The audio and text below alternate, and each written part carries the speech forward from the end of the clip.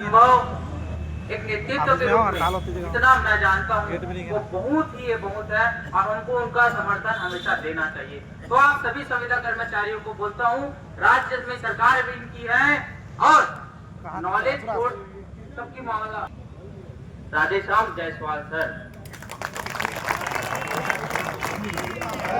और ये महासंघ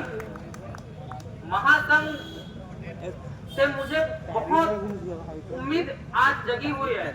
मैं चाह रहा हूँ कि आज ही यह निर्णय हो जाना चाहिए। क्या बात है? जितने मेरे कर्मचारी भाई आए हुए हैं, मेरे को ये पूछ के आए हैं कि आज तुम करवाओगे, आप करवाओगे कि नहीं करवाओगे। आप समर्थन दे रहे हो, आप मेरे साथ रहोगे। जायसवाल साहब से आप बात करते हो और राजपूत साहब से आप बात करते हो, हम कुछ नहीं जानते, हमको नियमितीकरण चाहिए। यदि समर्थन दे रहे हो तो नियमितीकरण लेके आओ, ऐसा मुझे आश्वस्त किया गया है। और मैं अकेला अध्यक्ष नहीं हूँ, जब आप अध्यक्ष हो, आप संविदा कर्मचारी मेरे को बोले हो, तब मैं यहाँ खड़ा हूँ। जब निवेदन करता हूँ कि आश्वासन की दिन 6 सालों 9 सालों से गए, आज दिन है तो सिर्फ नियमितीकरण का दिन है और यहाँ से जाएंगे तो नियमितीकरण लेके जाएंगे। मैं सुनर भाई को एक दिन पहले देख के आया, उनके रुदन का पूरा हाथ जला हुआ था, फेफड़ा जला हुआ था। उन्होंने कहा, भाई इतनी खतरनाक नौकरी है, इतनी जवाबदारी नौकरी है, ठेके के लोग तो छोड़ के चले जाते हैं और रेगुलर तो अपने में मस्त रहते हैं। उनको अच्छा काम है लेकिन कमी है, उनको भी जिम्मेदारी पता है। अब कौन बचे?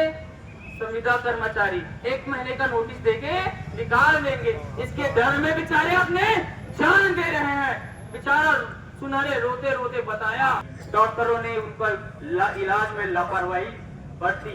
दुर्ग मैंने जाकर ईडी साहब से बोला, इसकी जांच कमेटी बिठाया जाए और केस ले चिकित्सा को मिलनी चाहिए, तुरंत मिलनी चाहिए।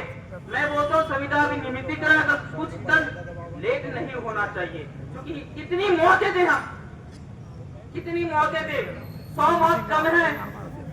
आपकी परिवार की एक आदमी को बीमार पड़ जाता है तो छुट्टी चल के चले जाते हो, मेरे बेटा बीमार है तो हम पुत्र नहीं है, उस गरीब माँ बाप के पुत्र हैं, उनके इलाज के लिए हम मेहनत कर रहे हैं। अपने माँ बाप को घर में छोड़कर 400 किलोमीटर दूर।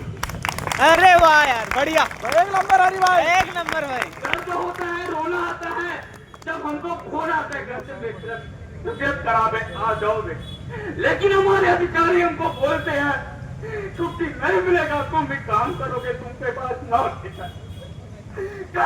कब आएगा नियमितीकरण? नियमितीकरण सुन के 3 सालों से नहीं करना है तो छोड़ दो। हम तो कई बार बोले हैं, हम पढ़े लिखे चीज है, जो लोग ना जैसे भाई हम भी पढ़ के आगे निकल जाएंगे। आश्वासन के लेकर क्या करोगे? मरते जाओगे भाई। काम करना थोड़ा कम करो, सीढ़ी चढ़ना थोड़ा कम करो, जाओ अपने पढ़ाई की तैयारी में करो, स्लो करो, कंपनी की काम होते रहेगा, ठेके में होते रहेगा। बेचारे ठेकेदार के भी लड़के नए स्किल्ड है, मरते जा रहे। स्किल्ड कर्मचारी लोग कंपनी से निवेदन है, ऐसे अनस्किल्ड कर्मचारी लेकर नए ठेके लोग के बंदे को लाकर गरीब माता पिता के बच्चे को मार रहे हो।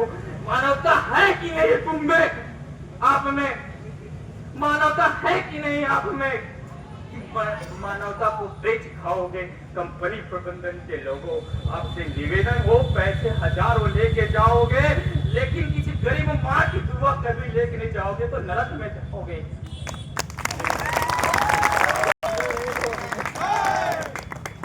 मैं इतना ही कहना चाहूंगा। बाकी सभी संगठन से निवेदन है कि हमें एक चाह है आश्वासन पे कभी अब जीना नहीं चाहिए। 1 महीने की समय है, इसके बाद हम आश्वासन पे नहीं रह सकेंगे। इसलिए बोलता हूँ, आप लोग हमेशा अपने साथ, अपने मजबूती के साथ खड़े रहेंगे।